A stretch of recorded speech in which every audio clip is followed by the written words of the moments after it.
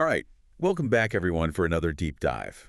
Today we're going to be looking at an interview with Benjamin Netanyahu. Oh, wow. And This is, I don't even know where to begin. yeah. He doesn't mince words at all. Yeah. He's laying out a plan, and he's basically saying if it's violated, Mm-hmm.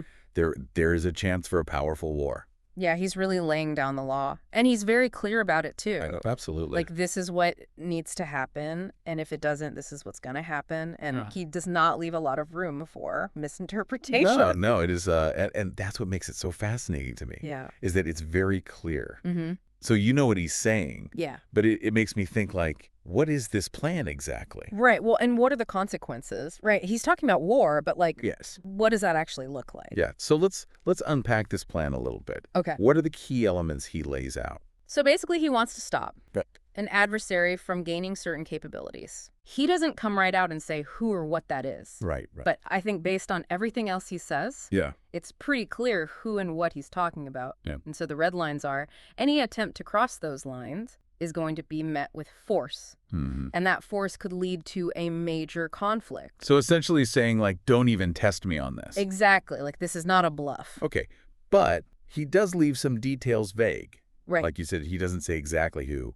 What do you make of that vagueness? You know, I think that's strategic. Okay. Keeping some details vague gives him flexibility to actually implement the plan. Right. But it also keeps the other side guessing. Keeps them on their toes. Exactly. Okay. It also sends different signals to different people. Oh, interesting. Right. So to his Yeah. opponents, it's a warning. Mm-hmm. But to his allies, it's like, don't worry, I got this. Right. And then, maybe to people at home, it's like a rallying cry. Yeah. Yeah, like, I'm strong, I'm going to protect us.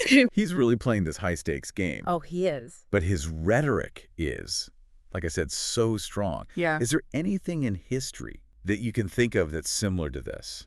That's a good question. I mean, there are definitely times when leaders have used strong rhetoric. Yeah.